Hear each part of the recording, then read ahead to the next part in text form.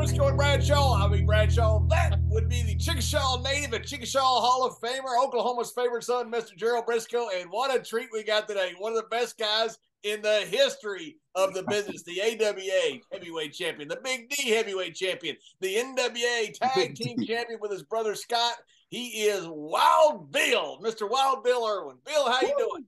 That's it, baby. Oh, I'm alive in northern Minnesota. That's all I can say. Other than that, we're doing just fine. I don't want to get my ass kicked every day anymore anyway. Well, Bill, it's a pleasure having you on. John and I have been talking about getting you on here for a long time, man. We finally got the smoke signals working up in northern Minnesota there, so we could get you on here. It's a pleasure, and just to let the folks know, you did break Stan Hansen's record. John and I had a bet going on how long it'd take you to get on the Zoom call here. You got on right away, man. We're really proud of you. Scott, Bill, I when I look at you, I see your brother there all the time, and so yeah, I was real close to your brother. Then you came along. Tell us a little bit about Scott and about you guys as growing up, and I guess in Texas or Minnesota or wherever the hell it was that you grew up. Minnesota's a hell of a lot better than Texas, but so I hope it kind of leaned towards that. But you and Scott were great high school athletes. You went on to college and played a couple of years of hockey in college, right? Yeah, we moved back here. We were both born out in California, and my dad's mother lived here and was starting to had problems kind of going dementia. So we moved back here when I was 3, Scott was 5, and we moved back and started, playing hockey and stuff here. And we played hockey, baseball, football, all the local stuff here in Duluth, Minnesota. And, both of us we both played hockey. I think I was probably better at hockey. He was better at football. And then he got a scholarship to go to the University of Minnesota on a full ride to play football. He could run a 4.5 40. Wow, he's a big guy, man. Yeah, back in the early 70s. So they got him down there, and he for the first year he was there at Lou Holtz was the coach. And they started Scott. He started as a freshman. That was the first year the freshmen were allowed to play on the varsity. And Scott started for those freshman sophomore year. And then Lou Holt, came in, and they changed coaches, and Scott he didn't fit in with the new coach, and so he got pushed off.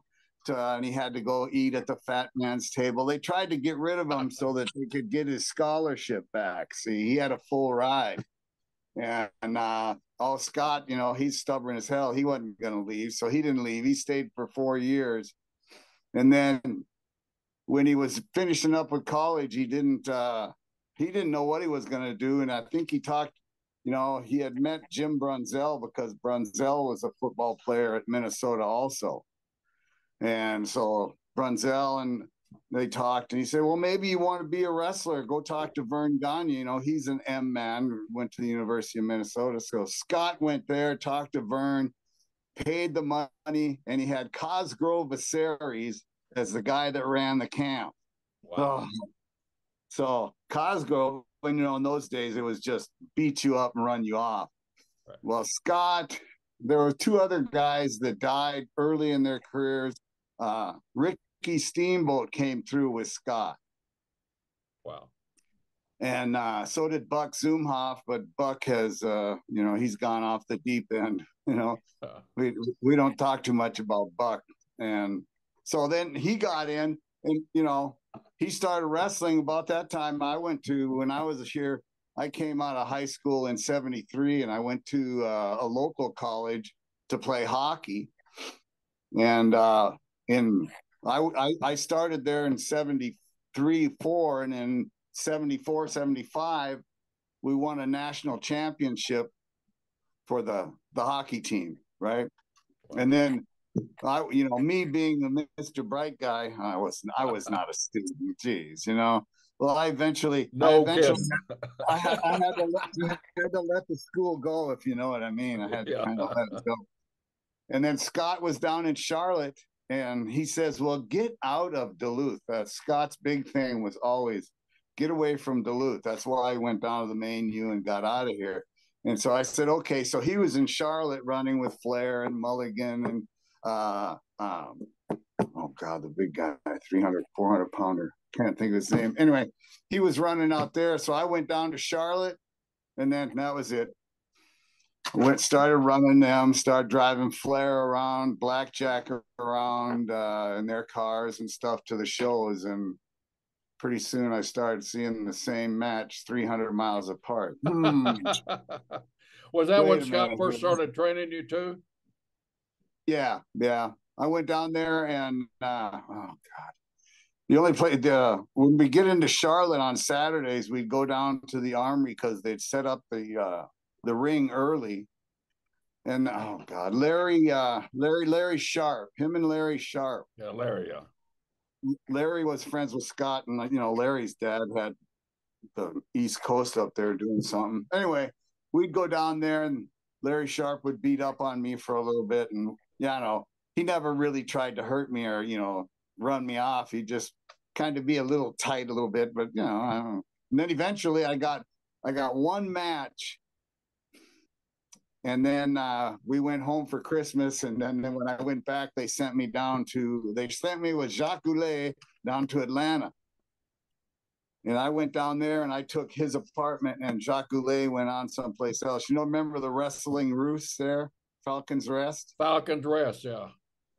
Yeah. Well, I got an apartment in there. Oh, God. Yeah. But you survived it. A lot of people didn't survive that Falcon's Roost. Yeah, that was you had to be tough. But that's where I met, and that's where I met Tommy Rich, Rick Martel, some of there was a guy, Stan Hansen was in there. There was a guy from Alaska. He drove this big black van. God, I can't remember. Mike York.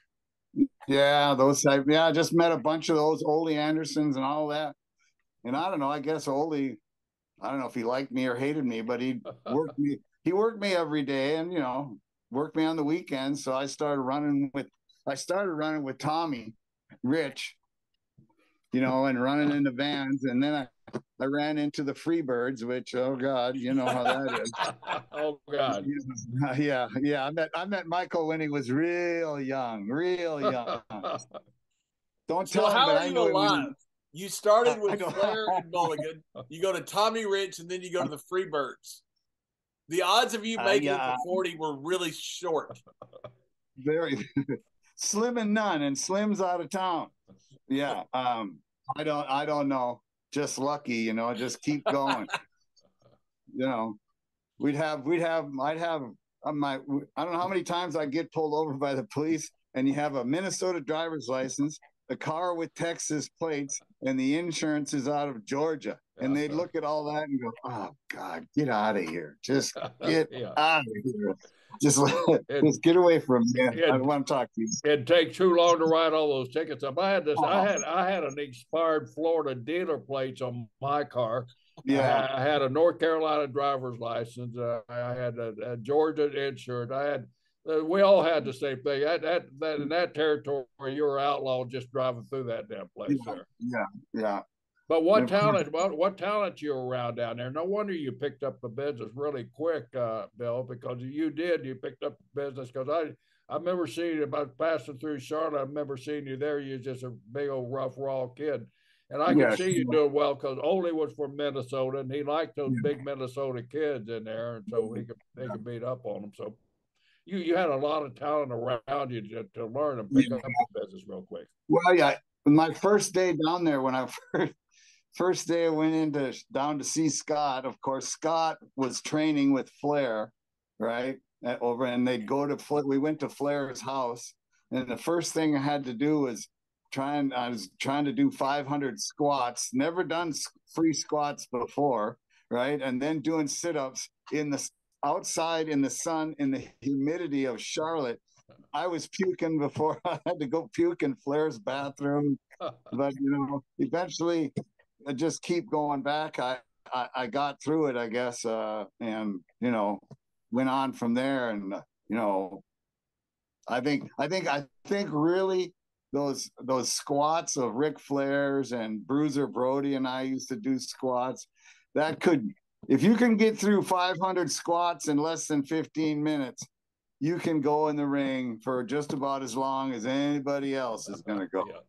That used to be the thing back then, wasn't it? Everybody, we all did squat for some reason back there. It was weight on our knees. Our knees were none of us doing those things can barely walk nowadays. But that was a big thing. Do those squats. Do 500 squats, or get a deck of cards out and turn those cards out and do those squats. That was a training method. I'm surprised Gene Anderson never got a hold of you and kind of taught you the ropes. Well, Gene was around Ole when I went into Atlanta. He was around, and then when I went back in there a couple of times, he was around. You know who was even around? What was the other Anderson? Lars. Yeah, I even ran into him. I was watching The Rock on TV, and they had an episode, and it was Lars Anderson in Hawaii. And I swear to God, that's when I met him, because he wanted me to come to Hawaii and sign this big contract and do it. And for some reason, I looked at it all and thought, God, get away from me, I'm sorry, I just couldn't go there. So, yeah. One of the young guys at WWE is named Anderson, Carl Anderson, of the Good Brothers. And they told him the same thing. He said, we're going to name you Anderson. He goes, is Arn and Ole okay with that? They go, it doesn't matter. He's had it ever since. Everybody was an Anderson. Yeah. Is that guy? You told me one time you caught Stan Hansen doing step-ups in a stairwell of a hotel, and he told you kayfabe. I mean, he was actually a big fitness guy, but he didn't want anybody to know that, right? Yeah. Stan, yes. No. He didn't want anybody to know that he put such effort into the work that it was just natural to it. Yeah. So, God, I met him in Atlanta, running up and down the roads, running around. Was Bobby Duncombe Sr. there at that time too? Because him and Stan used to pal around a lot. Yeah, I don't remember him, no. But I remember Bobby Duncan in Texas, and then I remember his son. And then I know the son passed away years back. After you did Georgia there, is that when you came down here to Florida for a little bit? Because I know you passed through down here a couple of times. Yeah, let me think. Went from Atlanta. No, I went to Atlanta, and then from Atlanta I went to Louisiana with Bill Watts. Right? Bill Watts, and then I went from Louisiana to Kansas City with who was that old promoter had a bar downtown? Gus, or it was. Anyway, and then from there I came to Florida, and Scott was there, so I came down and got with Scott, and that's as soon as when you guys first doing the Destroyer gimmick, or did you latch on that somewhere before? No, the Destroyer didn't come around till really 5 to 7 years later in out in Texas, or I think we came into we got run out of Texas because we lost a match or something, and to get back in, we went under the hoods, and Akbar had us. But the first time I came down to Florida when you were down there was back in, it would have been 69, 70. That was early, yeah. I did the same thing, Bill. I lost a loser leaves town match to the Freebirds. And I was supposed to go work for Otto Vance over in Europe, and I blew out my knee a short time after. And I came back home, and I told Akbar, I said, I got no money. I said, you got anything for me? He goes, yeah, kid, we'll put you under a hood. So he did the same thing with me, put me under a hood. Yeah. Got me out there. Get out there. Yeah. Yeah, but I don't know. Scott had been under the hood, and so and I don't know, he had figured out how to do it because he was under the hood as a super destroyer for a while. And when somebody shows you how to do it, well, okay, because the one trick he showed me was you got to wet the mask down before you put it on. If you don't, it doesn't breathe. And when you first start the match, it's really hard. But if you moisten down the mask, wet it all down, wet your hair down, and get underneath it, then it's not bad. I don't know. I don't know how you guys did those mask gimmicks. I tried that 2 times. They put a mask on me a couple of times as a gimmick, Oklahoma Chickasaw or something like that. And man, that's the hardest thing in the world. And back in those days, we got to play around a little bit more. So if a heel knew that was your first time under a mask, he was always grabbing you, covering your mouthpiece up and turning the mask just a little bit, where you really didn't know he was turning. All of a sudden, you go to look, you can't see nothing through those damn fingers. You're always adjusting your mouth. That was a hard gimmick. You got to add, especially somewhere like Florida where it's so damn hot underneath that thing. Man, that had to be miserable times.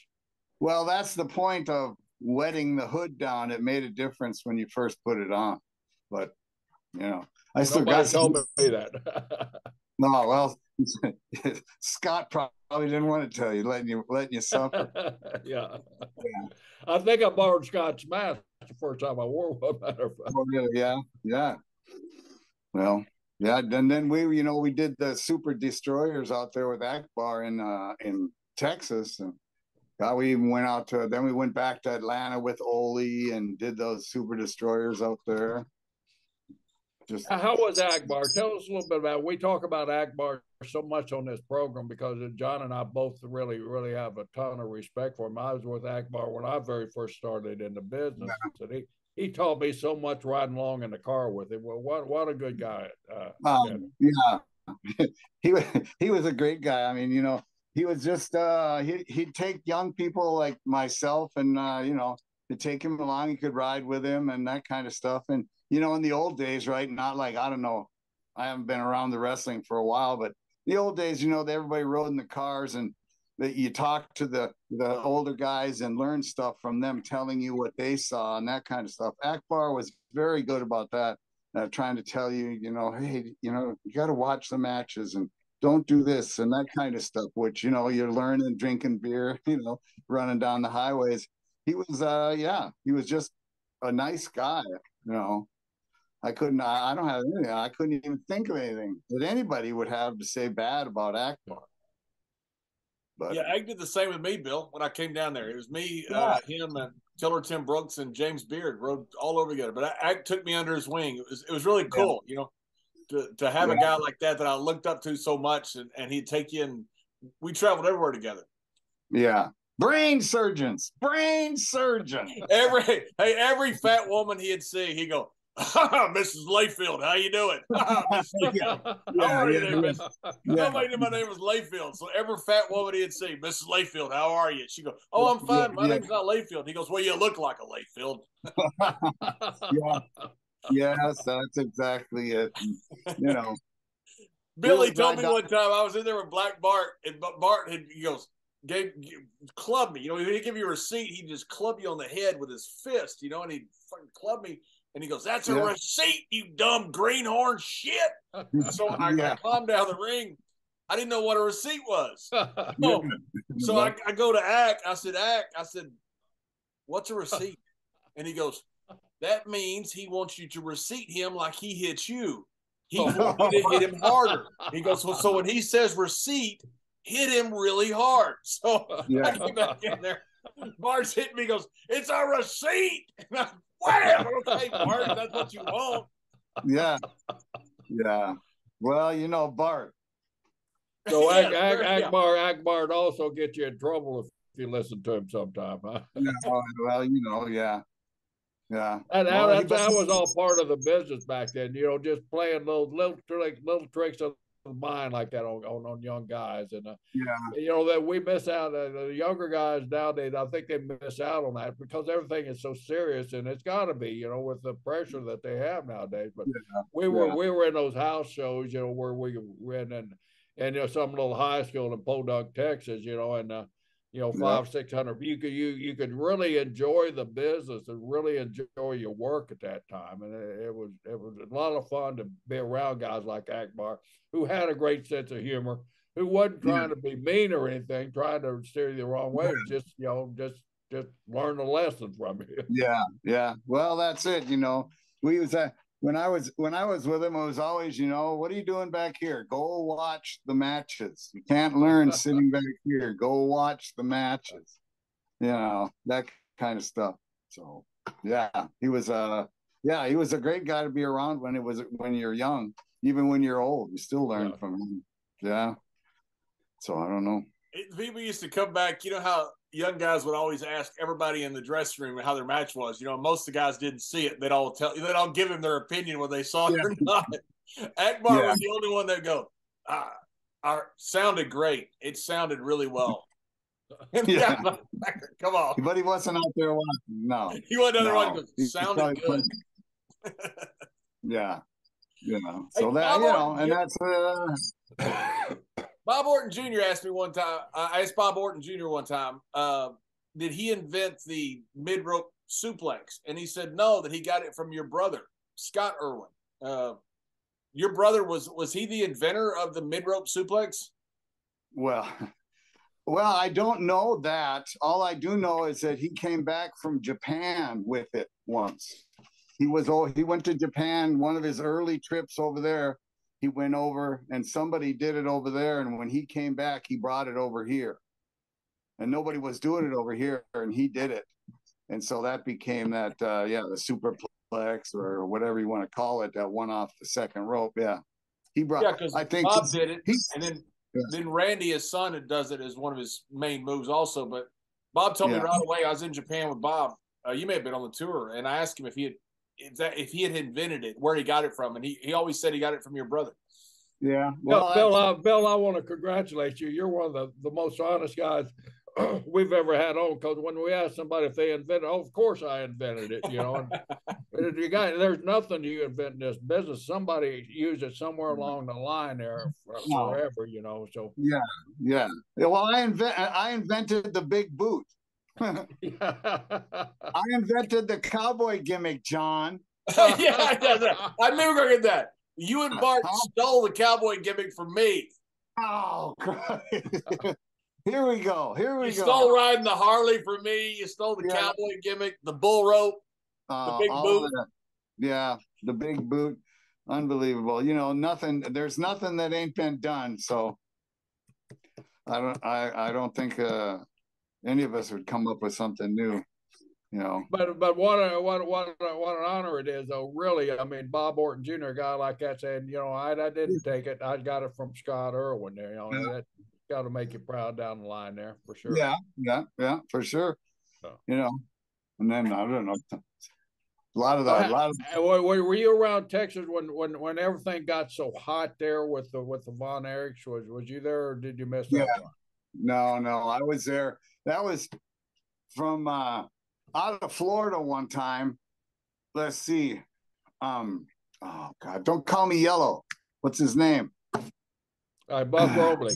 Buck Robley. Robley was leaving out of there and was going up to Atlanta, and they were changing talent out. And myself, Randy Tyler, and myself got let go, and we were going to go to Atlanta. And on the way to Atlanta, we heard that Buck Robley wasn't going to be booking, and so they didn't know what was going on. So Randy Tyler says, well, let's go to Calgary. So from Tampa, we went to Calgary, and then from Calgary, and we spent about 3 months in Calgary, living up there, running down those highways with those screwballs, I hope it was during the summertime. Yeah, it kind of was, because when I left out, and that was in 80, I went into Texas in early September, went into Texas. And that's in 80. And that's when,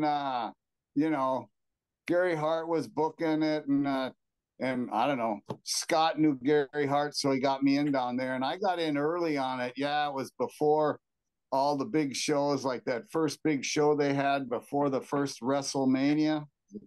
I forget it. anyway, at Texas Stadium and down there, I was all in on all that the Von Erich stuff. Yeah.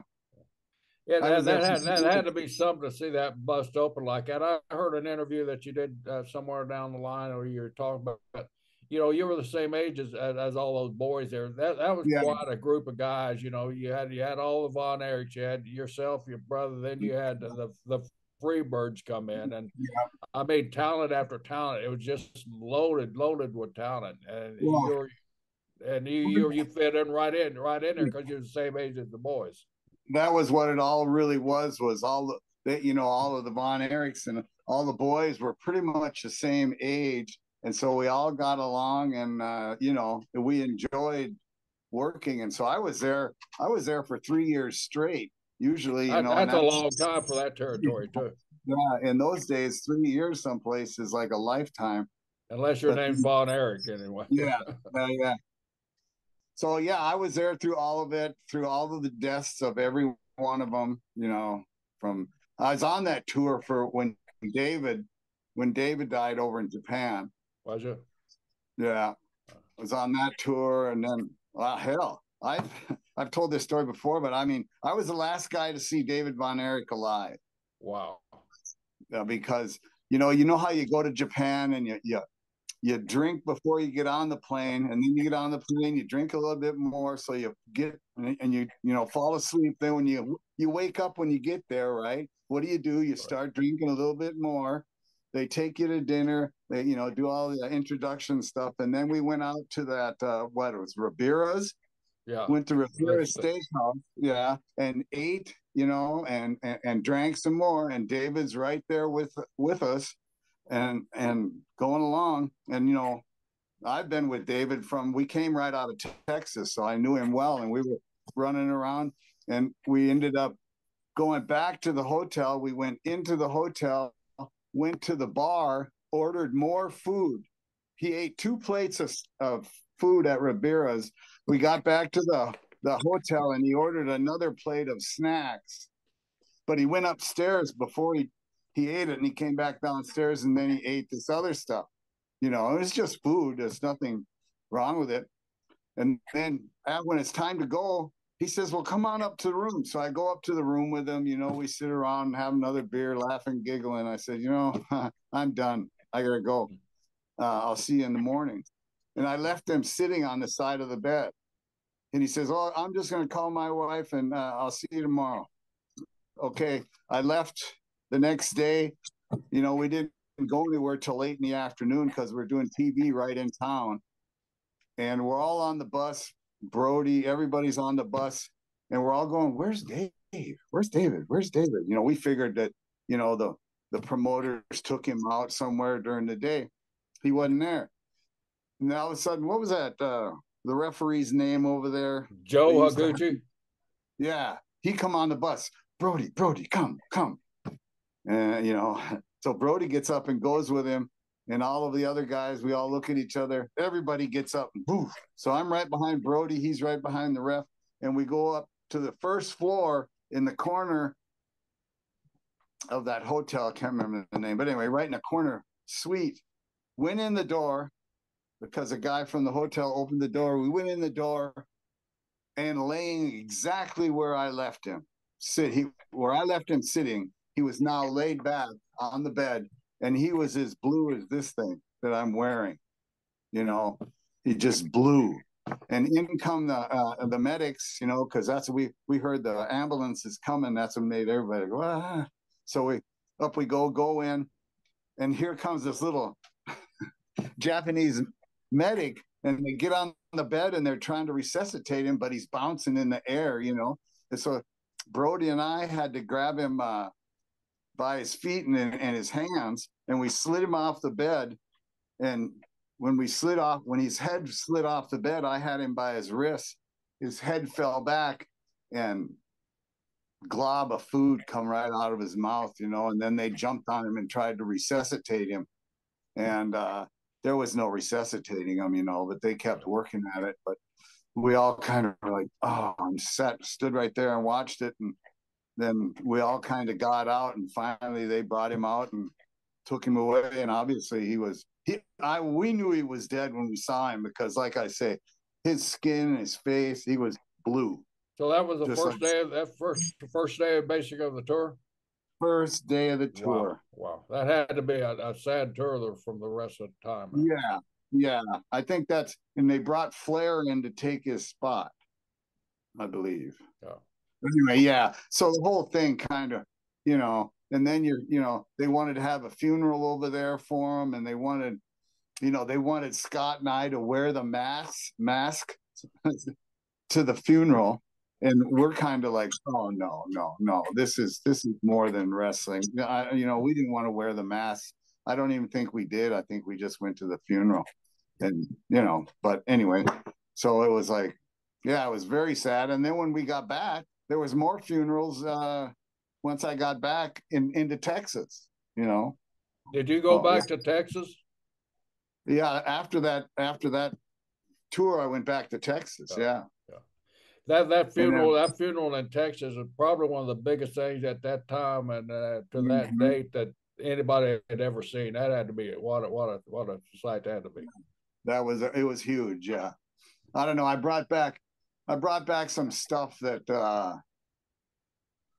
David had, or was just some mementos from the tour, and I gave them to Fritz, at some point afterwards, and so it was kind of like, from right there, then I just kept going, stayed there for a while, Ribera's had a picture of that night, right? What's that? Ribera's had a picture of that night, right? You guys sitting around drinking? Yeah, I think so. I think it's on the wall. Yeah. Did he drown? Is that what it was that you think that happened to him? Well, in the food? Yeah, he was a purger. You know what purgers are? They eat a bunch of food. Well, when we came back after we sat and I've sat and thought about it for a long time. When we came back to the hotel, he went upstairs for 2 seconds. Well, he went upstairs and purged, and then he came back downstairs and ate a bunch more food. And then when he went upstairs, I think he regurgitated it, and because he had that problem of kicking up, regurgitating the food and purging. So I don't know. I think he purged on it, and then I think it kicked up in his throat and it killed him. Wow. And it sounds like, though, that right after you left the room, he must have passed away. Yeah, would have been pretty quick, yes. Because but here's the other deal. It was late when I got out of the room. I don't know what time it was, but it's late. It's probably midnight or something. And nobody saw him the whole next day until late afternoon. So, no, he didn't come out of his room. Nobody saw him at all until we went in the next afternoon. And there he is, laying on the bed. Everybody, after you looked at him and you knew he was dead, but he was still. It was a dark blue everywhere. Wow. Yeah. Bruiser was one of your buddies too, right? At that time, and you guys hit the road quite a bit together. Brody was quite a unique character too. During his time in the ring. Yeah, I met Brody in Kansas City through some other guys. And when the first time I went, I was down in Tampa, and one of the older Funk, Dory Jr. called me and asked me if I wanted to go to Japan. And I'm like, well, sure. So off I go. It was like a week or 2 weeks. I don't know, it was 2 or 3 weeks.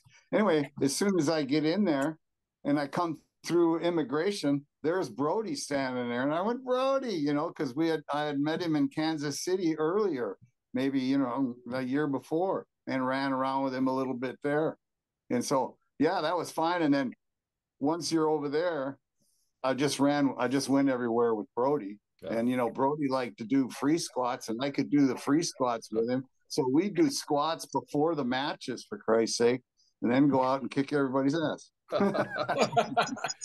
You know, as big as Brody was, that guy, he just, I remember when he was in Florida, and he got me and my brother on those free squats too. We used to hour before the match, and we'd be back in the back of that shower, just pumping them out. Everybody looking at you guys won't be able to work. Then we go out and go 45 minutes of that heat, man. And as big as Brody was, he was so damn fast in the ring, you know, and such good shape. He can keep up with anybody. Well, that's what he told me. He says, if they can't keep up, they can't beat you up. You know. So that's what he's trying to do. My brother and I, he's trying to blow us up so we wouldn't have any comebacks in the ring. Yeah. If they can't keep up, they can't beat you up. Yeah, and that's the truth, you know.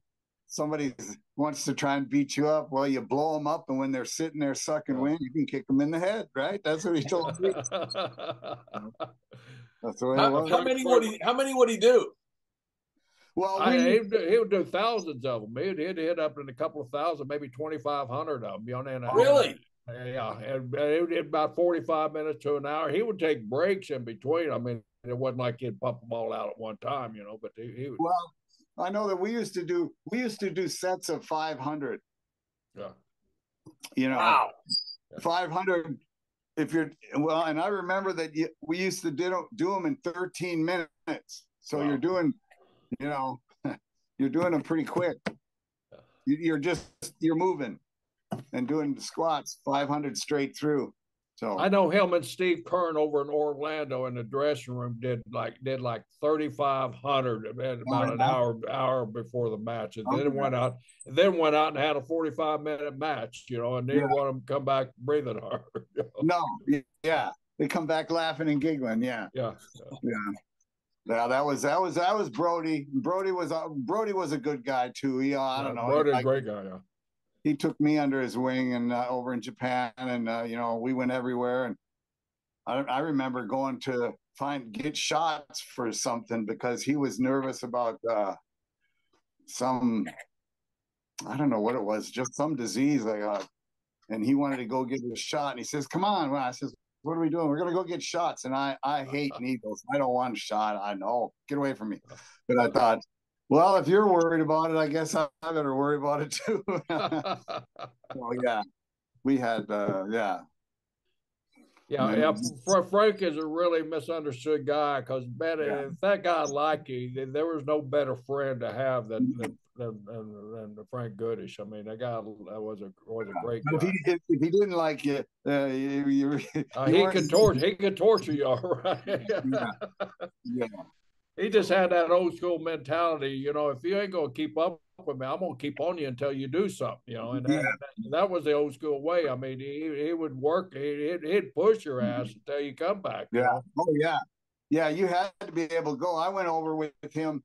I tag teamed with him in Japan on a tag team tour over there one time. It was me and him, and we worked against Stan Hansen and Abdullah the Butcher. Oh my God. I mean, you know, just Stan Hansen knocked me out with a lariat over there. He can't see. That was his excuse. Yeah. The old can't see trick. Yeah. Okay. Yeah. Exactly. Yeah. So shit, you can only giving me that, Stan. I still give Stan shit about that when I see him. Yeah. Can't see. He gave Barry Windham a black eye one time. It's me and Windham against Stan and Bobby Duncombe Jr. over in Japan. Yeah. And he hit Barry. You know, Barry was the much bigger name. So, you know, the big show, they beat Barry. Everywhere else, you know, they beat me. Saved Barry for the big show. So they hit Barry with that clothesline. And Barry's got a busted eye, busted cheek, busted everything. He walks in there and he goes, Stan. Stan goes, thanks, Barry. And Barry goes, Stan, put your glasses on. Stan put his glasses on. He goes, ooh, what happened to you? It ain't working. It ain't working, Stan. We're not buying it. Yeah, no, that's exactly it. Yeah. So, when did you start wrestling? When did you start wearing regular cowboy boots in the ring? Oh, geez, that's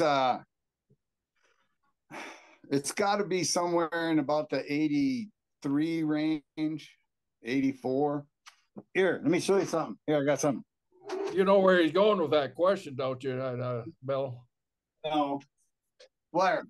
Yeah, he's trying to lead to you that you stole his cowboy boots. I stole the whole gimmick. Him and Black Bart. Here. Can you see this picture? Yep. Yeah. That's me going to the ring in about 80 in Texas. You look like Kendo Nagasaki there. Yeah, well, I didn't go into the big, long, tall boots and jeans till a little bit later. It would have been 83, 84. And then when I went into that, and, I remember that I was out in Atlanta and I made those first leggings, if you will, in Atlanta and wore them out there. And then I came back to Texas with them and just started wearing the jeans and the cowboy gimmick. I don't know, just kind of fell into it. Yeah. Was that when you started the Long Riders? I really liked it when you guys were the Long Riders. That was a hell of a gimmick for you. Yeah, Scott and I did the Long Riders, and we did that just kind of because we thought, well, we both had the motorcycles. Scott had a big white one, and I still have my red one. If you remember the red motorcycle, I still have it. But anyway, we would ride the bikes to the towns, take long rides. And I don't know, we came up with the Long Riders. And so, we kind of went on with the gimmick of the long coats, and I always had the whip, and, so. Yeah, the Long Riders. The scariest thing, Bill, was I tell people this all the time, and talking about how good a worker you were, was seeing that pump kick come toward you with regular cowboy boots.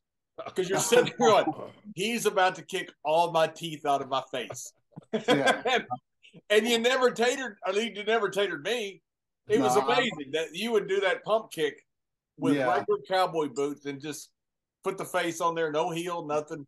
Yeah. Well, I usually was always aiming here. I really wasn't going for your face because I knew if I tatered one guy, I knew it would be over. Nobody's going to take the finish no more. So yeah, that was and I don't know how I come up with that. I don't even know how I came up with that big boot thing. I don't know. Just hitting the ropes and jump, I guess. John says you stole it from him. Yeah, right. Yeah. John Spinach. Yeah, that's right. Yeah. Black Bart. Yeah. Black Bart, he'd be arguing back and forth over that for a long time. Him and the BB, the welding. That's right. Welding. Yeah. The branch iron, BB. Yeah. Tell us that. I've never heard that story. What's that story, Bill? Well, I had the bullwhip, and I was carrying that and shit. So he got this a branding iron. It's about this long, I don't know. It's about 18 inches, 2 foot long. And on the bottom, there were 2 BBs. Right. BBs, Black Bart. I remember that. And he'd bring that to the ring and swing it around and crazy and, try to brand you with it and all kinds of shit. But that was just a gimmick that he brought. So Bart would sit there and go, yep, gonna have to give him old BB. Yeah. Stop it, Bart. Yeah, he's the nicest guy that ever beat up everybody in the world. He's gonna kick everybody's ass, but he was so nice that he didn't kick anybody's ass. I don't think. Old Bart, I still call him, once a month, every so often, make sure he's still alive. I can't tell you how many times Bart told me, he goes, "Kid, I'm gonna find me a patch of green grass and I'm gonna teach you a little bit of respect." Green grass, give me some green grass. I'm gonna find me some green grass. Green grass, that's for sure. Yeah. So yeah, he was a fun guy to be on the road with. He had to be. He's just a fun guy to be around all the time, Bart. Yeah. So how wild were the Freebirds during that time? Oh shit. Oh, I used to go over to their house. I remember one time I went, when they first came into Texas, I'm already there. I always tell Michael that he kept following me around because I left Atlanta. I went to where'd I go? Louisiana. He came to Louisiana. I went to Kansas City. He came to Kansas City. I went all these places, and he seemed like he was going right behind me. So I always told him, "Will you quit following me?" "Oh no, we're here first." Anyway, he came into Texas, and they got an apartment, right? And this is when I remember Sunshine. Yeah. She was, and it was during that time. I'd go down there to the Freebirds apartment, pick them up, or see what they're doing, whatever. Well, one day, every time I go into the house, there's a little bit less furniture. One time I went into the house, and the furniture is gone. All of the furniture is gone, and the only thing left there was like the leg of a table, like a desk table, or like a kitchen table. And in the ceiling, you could see that the corner of that desk had hit that ceiling, because you could see it right into the roof.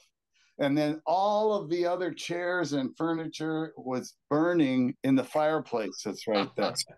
Right? Yeah. Oh, yeah. Yeah.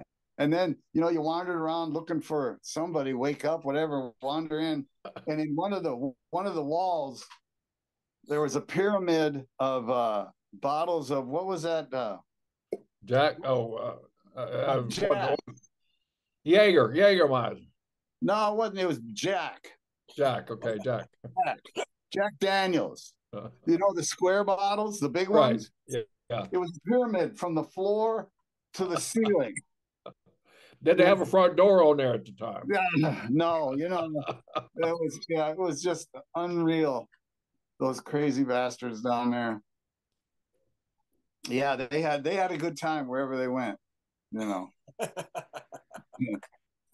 and then of course, one time I would ride with them, and then, of course, afterwards, in those days, you had beers on the way home, and of course they had little Jack. I'd be drinking beer, whatever, and me and Terry Gordy are going back and forth as to who's faster, right? Oh, he says, I beat you in a sprint. And I says, no, you can't. I'll beat you. We're going back and forth to see who's quicker. So we decide, okay, all right. And we pull over on the highway, right? And we get on the side of the highway, and we take our boots off, right? Because you can't run in cowboy boots, right? And so we get down, and we both take off, and we sprint, and we're trying, to beat each other, right? We take off. We get down, I don't know how far we ran, and both of us, oh God. We actually we peeled the skin off the balls of our feet trying to run on the concrete. And so that was another beautiful thing. So you had sore feet for the next 3 weeks, all trying to beat Terry Gordy down the highway. And they're trying to tell Akbar why you have no skin on the bottom of your feet. Yeah, right? Akbar's trying to get us to kick somebody in the finish. I don't know. Yeah. What a threesome, man! Those three guys, when they were hooked up together, I mean, that was a disaster waiting to happen. But what talent they had, that threesome! Oh yeah, in the ring, and then but they were all just characters. Every one of them had a character to them that anybody and everybody can kind of fall in love with. And so you got Michael in the lead, you got Buddy and then you got Bam Bam back there. Christ. So Bam Bam, for a big guy, he could do anything in the world. Anything a 220-pounder could do, Bam Bam could do better. Yeah. He was a very athletic young man. Yeah. How did you get along with Bill Watts when you were over in Louisiana and that crew there? I got along with Bill Watts fine, and Grizzly Smith and a lot of that. Everybody over there, I got along fine. Some of Bill Watts's fines were like, what are you doing? Come on, you're like, you're 5 minutes late to get to the building or something, and he wants to fine you $50 or $100 or $500 or something like that. It's kind of like, oh God. But I was all right with Bill Watts. He treated me well too. I mean, he took care of me, and Bill was a very bright business guy. I mean, he's very sharp. He had his rules and regulations, and if you just stayed within certain control of those rules and regulations, Bill was a great guy to work for and with. Yeah, Mike George was there. Who else was there? God, and Grizzly Smith was running it. Jake the Snake was there. Oh, golly. I'm trying to think of the other people. Oh. A Junkyard Dog, was you there during the Junkyard Dog? Oh, yeah, Junkyard Dog. I remember tickling him in the corner. You get him in the corner and go like this. He'd fucking just go bananas. He couldn't help but laugh. Couldn't help but laugh. I had to work with him in down in New Orleans, over in that, not down at the big venue, but the little armory that was the other way in New Orleans. And of course, New Orleans being New Orleans with the Junkyard Dog coming, I'm in the ring and I hear this, who that? Who that? Who that? Who that think that beat that dog? Who that think that beat that dog? And then here comes Dog, to his music and a chain. You get in the ring and have, Dog was easy to work with. He was great. Yeah, people just don't understand how over JYD was in Louisiana. I mean, this guy was a legend and a god basically down there.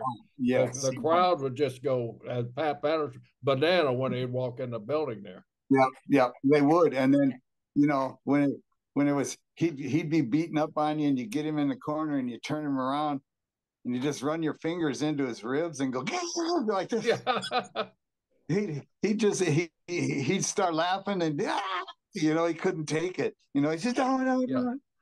So it had to be terrifying to start getting heat on the guy because the crowd was so behind him. Yes, it was.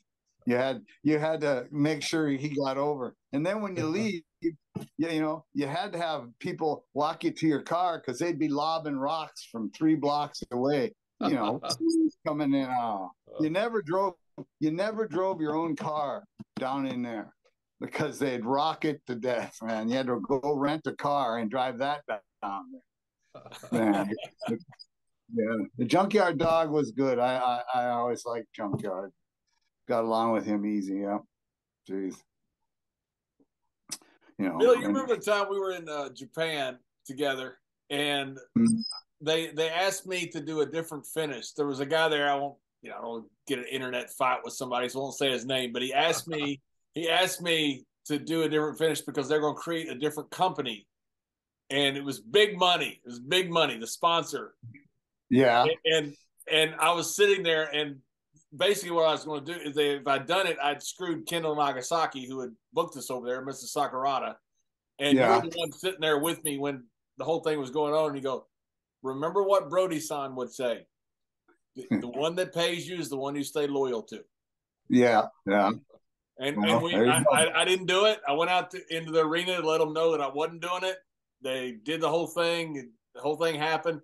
And you and I were the only ones not invited to the sponsor party that night. Well, sometimes you got to let things go. Yeah. That's right. Yeah. Were you on the tour? I don't know if you were, because it was kind of after with James Beard when on the 2-2 date. Who'd you mention earlier was a real piece of work? Tiger Jet Singh. Yeah, Tiger Jet Singh. He was trying to start a new business over there too. And he says, "Oh, you come back on the 2-2 date, 2-2, like the 22nd of the month. You come back and we'll pay you and all this." And we just laughed. It was just funny. We made fun of him. Oh, the 2-2 date. My dad take the crazy bastard. The 2-2 date never happened. No, never did. Never happened. No. Were you on the tour over there with James and myself and that we didn't get paid on? The one in Korea I was. Did you go to Korea? I went to Korea once. Yeah, we got stiffed on the pay from the guy over there. From Korea? Yeah, we got a half pay one week. It was. Yeah. They claimed it was tax. Yeah. I went over with James Beard once, and we went for like a week, and there was never anybody at the buildings, and we ended up never getting paid or nothing. Oh no, I wasn't on that one. No, thank goodness. God, it was like ridiculous. And then at the end of it, it was just they were driving in to take us to the airport, and the bus driver pulled over, and he stopped, and we're all like, "What are you doing? We got to get to the airport." He says, "Nope, not going any farther until I get paid." So he sat there, and he had everybody on the bus held captive, and they got him his money, and then he took us to the airport and stuff. But we never did get paid for it. But whatever. It's just another story, right? Yeah. Who was that for? Well, my God, I've been hit with steel chairs. I don't really remember. Because you and I went over there for Kendo, Nagasaki. Yeah. After Kendo had split with Tenru and formed NOW. And so that's when we were over there. I don't know, a couple tours or something. We tagged together a couple times. I can't think of this. The guy was a Japanese little guy, takes pictures. I can't think. Oh, well, doesn't matter. I can sit here for all day. As soon as we hang up, I'll come up with the name. You'll remember it, huh? Yeah. That's my excuse, and I'm older than you, Bill. So, so Bill, you've done all these tours over Japan and everything, and now comes the time that you're making that move. How did you get up to WWE, and who was the guy that got you up there? I know that Bruce invented gimmicks, so he invented the goon. You took the goon to. Oh man, here I go again. I hate that. Are we breaking up? Jerry, you and your screwy internet. Yeah, you're breaking up a little bit. Yeah. Well, at that time, that was what, 83, 84. Let's see. No. Bruce Pritchard, he was out there, and he was the guy. I was still in Texas, and there really wasn't much going in Texas. And I was trying to get into the WWE because that was like the only territory I hadn't been in. I'd been in all the ones everywhere else. And Bruce Pritchard was out there, and I'd call him, once a week or once in a while and talk to him and chit chat. And, one time he finally asked me, he said, "Well, if we did bring you in, what would you do? What are you thinking?" And I wasn't thinking nothing. I'm just on the phone. I just want to work. Yeah. Yeah. I just want to just work. And I'm just sitting there thinking, and it just, I don't know, it hit me in the head. And I says, "Well, you've had every other athletic sport come into this business, what about a hockey player? What if you had a hockey player come in?" He goes, he goes, "Well, what are you thinking?" And so I just it was all off the top of my head on that phone call. I said, "Well, I can go get on a pair of skates, put shin pads, elbow pads, helmet, shoulder pads, the whole 9 yards, and go out there and skate for an hour. I can put that same shit on and get in the ring and wrestle for 15 minutes. That ain't going to even be hard." I said, "I can do that." And he goes, he says, "Well, and I says, what we'll do?" I says, we'll buy skates, actual skates, and they're called, and, take the blades off, or the toques, the blades down below the boot itself, and take, all the boots that back then had that foam, right? And just put the foam in there, take it to a shoemaker, have him put that foam on, but have him stack it up about 3 inches, and then we'll taper it in so that when you look at it, it's not a platform, it's tapered in. It kind of looks like the skate with a regular blade on it. It has an illusion of it anyway. And he goes, "Okay, yeah. And he says, "Okay, let me get back to you," or whatever. And then when he called me back, he says, "Yeah, I took it to Vince. He loved it. He wants to call you the Goon." And I says, "The Goon it is," And so we went out there. I went out, and we went around and bought the stuff. Went and tried on skates and got the everything that fit me, gloves, shin pad. The only thing they didn't buy was a helmet. And that's, at that time, it was fine. All of it. And I left it with them. And I told them, says, take these skates to a shoe guy and have him put on the crepe soles and take these blades off and just taper it in so that it looks like a skate with a metal. So when they came back with that, I mean, I got them in the basement and they were perfect. And, you know, you're running on about under the ball of your foot, it's about this wide.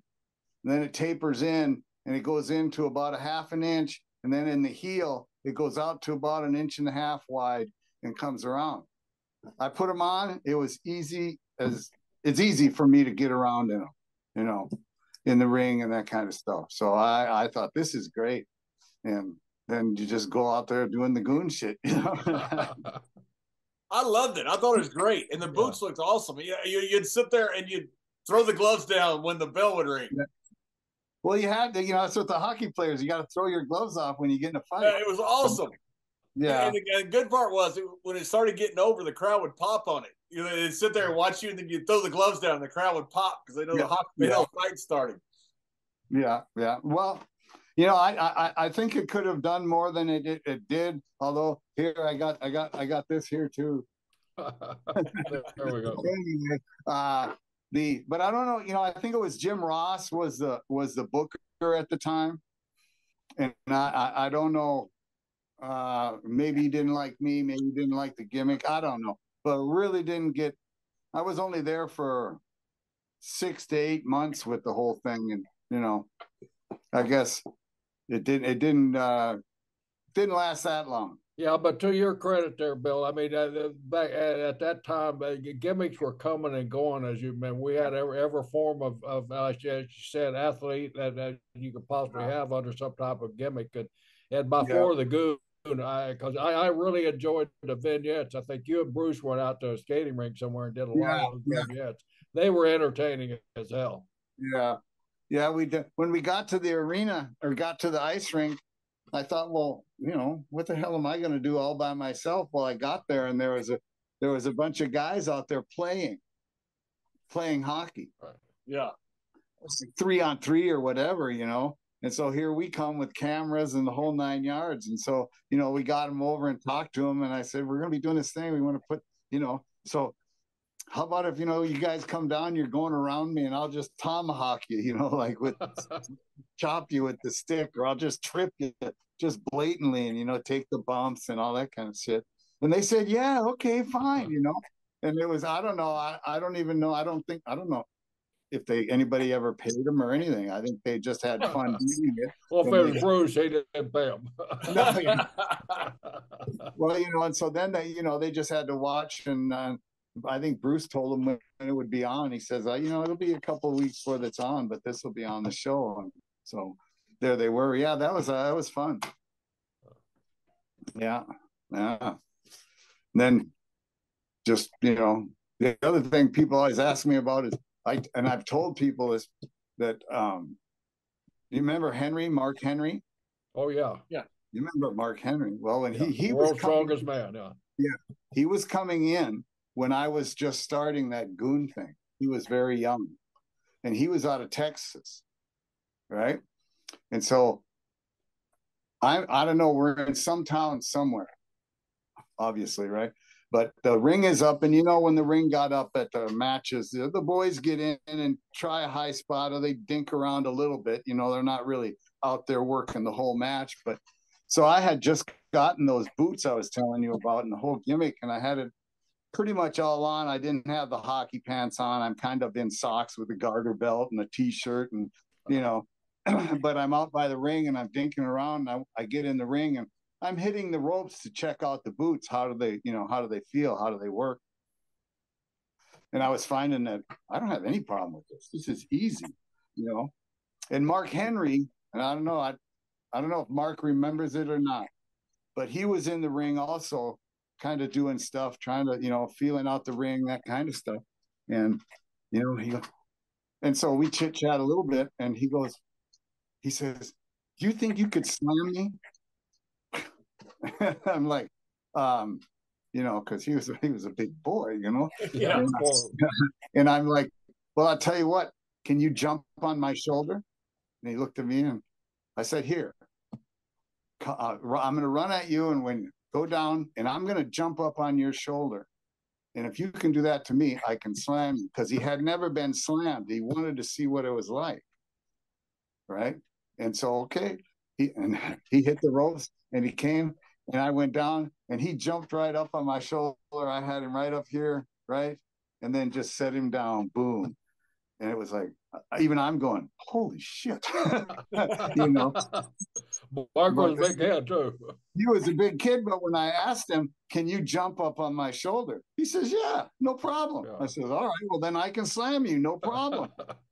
Up he went and down he went. You know, I don't think I've seen him since then. But, you know, I would like to ask him if he ever did, if he remembered it. But I remember just him jumping, because you're a big guy, and on those skates you were 7 foot tall. Yeah. I was even taller, you know, so you got to throw that leg up. You got to get up there. Yeah, he went up. You know, they had an old video of him dunking a basketball. I mean, Mark was a heck of an athlete. Yeah, he was. So, yeah, he got up easy, you know, and then I just kind of turned and let him go. So. Barry Windham did that to me one time. He goes, press slam me, kid. And I got bad shoulders, you know, from football. And I said, I don't know if I can do that. All of a sudden, he's up on my. He did it himself. All of a sudden, he's up there. Wow. Yeah. That's great. Yeah. Well, that's that. I don't know. Do they?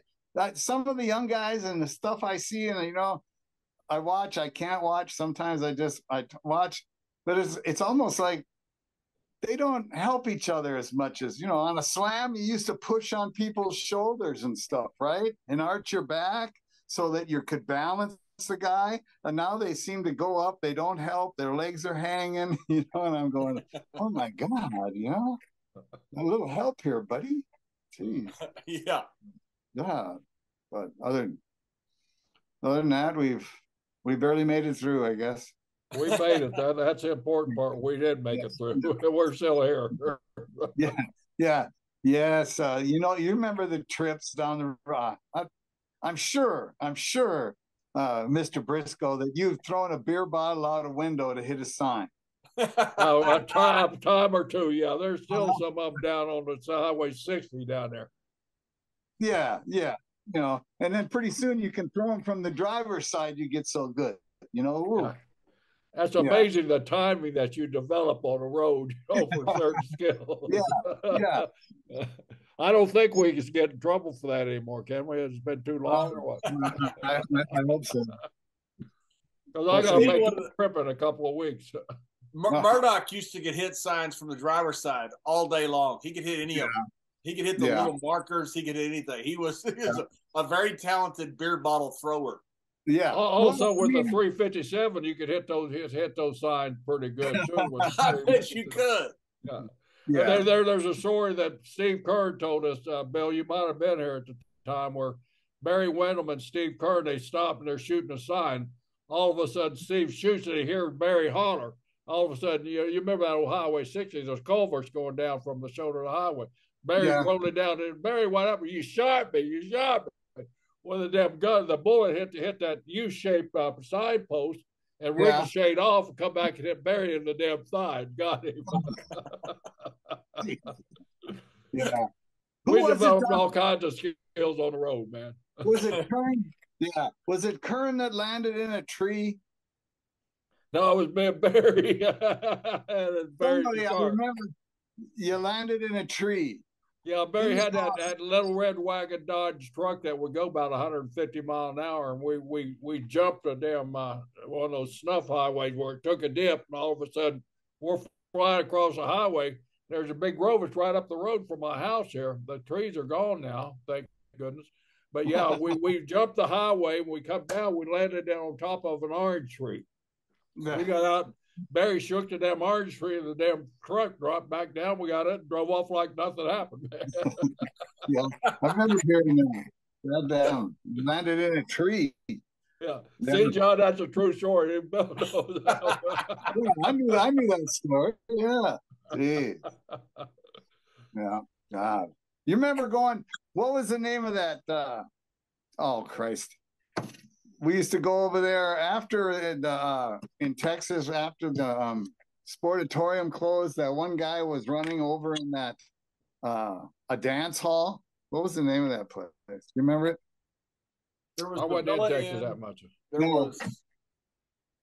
Yeah, I do. Oh, I do remember. Yeah, right next to down from the Sportatorium. Yeah, Yeah, it just Elvis thing there. It's right. Elvis no, played everywhere, but that yeah, was right I down never went to those types of establishments myself. I bet you didn't. No, it was right down from the Sportatorium, and it was not a good part of town. No, that was with oh God, he just died. He ran that. Fuck no, God.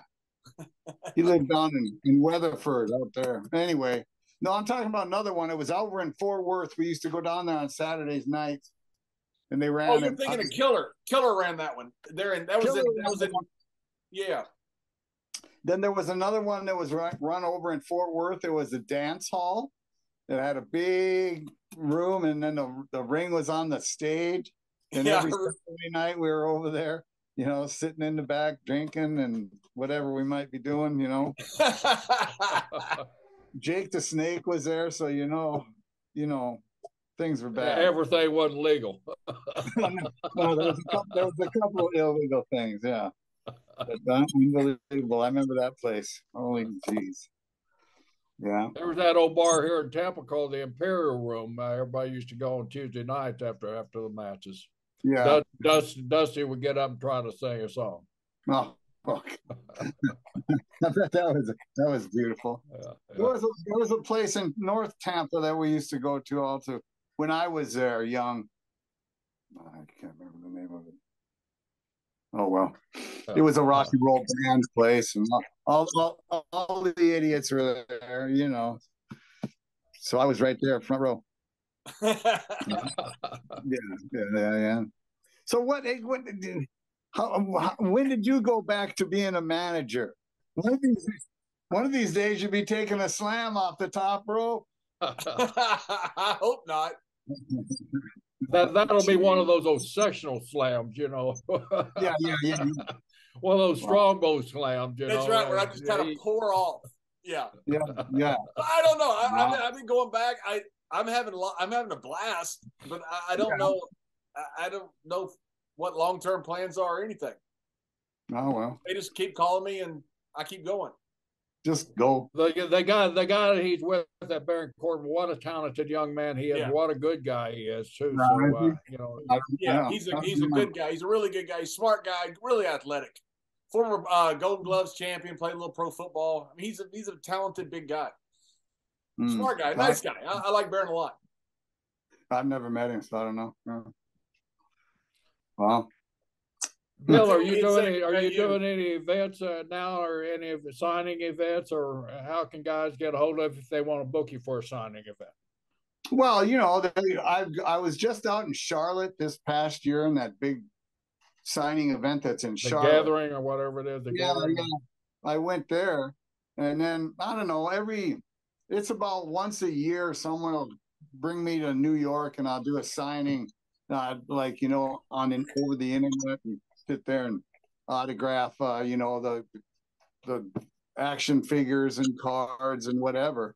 But show us your action figures again. You got a couple there. What do you got there? This is the Goon character. All right, that's probably a valuable character there. Oh yeah. So you can get them. They're in Target and what's the other place? Walmart. They're there. You just got to look for them. And, you know, so I go out. I hadn't seen these, you know, somebody had told me that they're making an action figure of the Goon. I'm like, really? I don't know anything about it. Anyway, so I go out to do this signing, and I get to this signing, and here's a shipping box full of these. And I'm like, where? I've never even seen them. Let me see that, you know? And so I ended up signing a bunch of them, and I asked the guys, where do you get them? And blah, blah, blah. And they tell me, you know.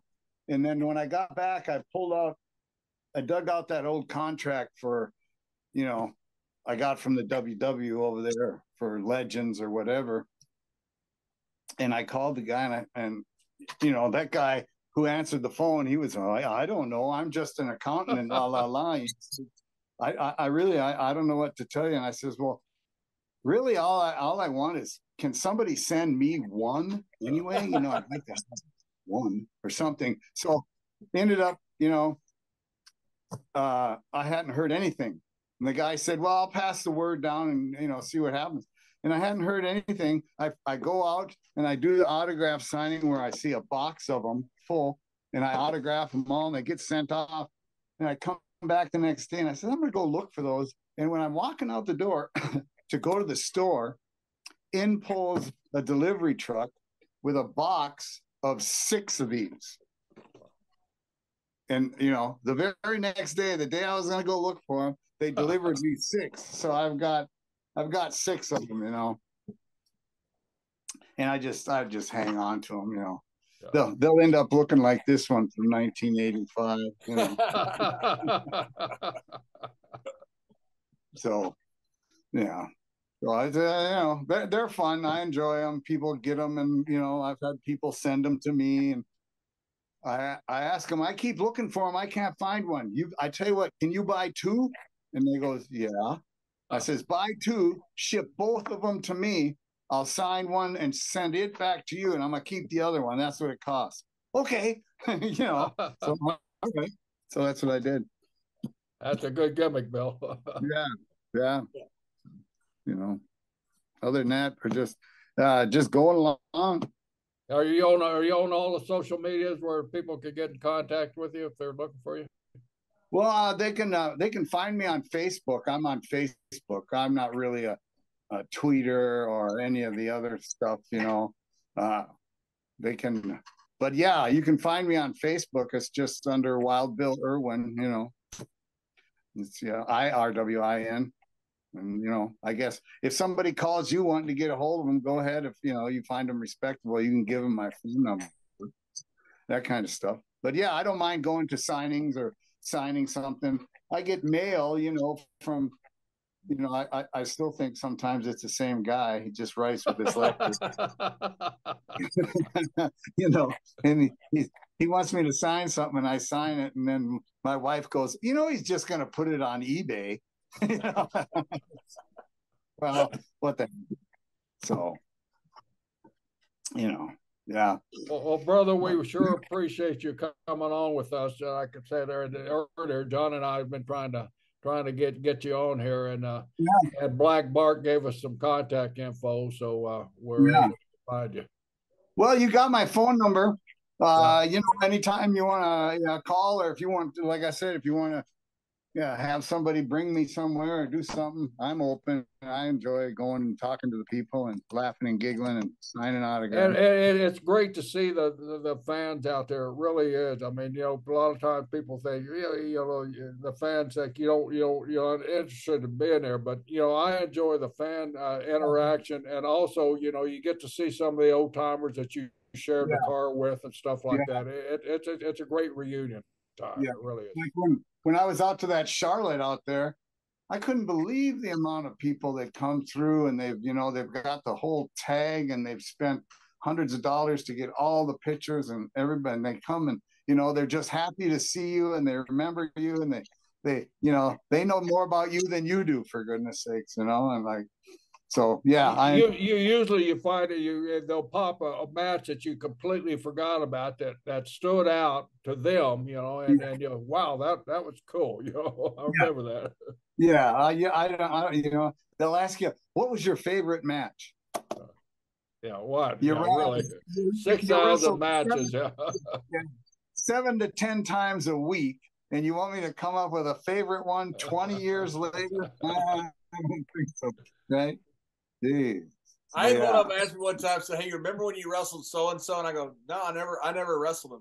They showed me the video where I wrestled him. Okay, I'm wrong. Yeah. Well, that's just it. I don't remember. I don't remember a lot of things. And maybe that's good. I think there is some. There are good things there. Yep. So, yeah. Well, geez. Well, Bill, hey, Bill, Well, I thank don't you so much. I've been looking forward to this for a long time. When Jerry said he finally got a hold of you, I said, Wild Bill is awesome. And so thank you so much. I live, I live in Duluth, Minnesota, and I'm right on the corner. I'm right in the very eastern or westernmost point of Lake Superior. And there's a big lake out here, and I've got a 27-foot sea ray that I put out there. If you guys come up here, I'll take you out there on the lake in the summer anyway. Right now, summer. Yeah, we'll come to the summer. Yeah, summer. If you get up this way on any of your travels, give me a call. I'd love to come see you, or we can meet up or something. Great, Bill. Thank you so much, my friend.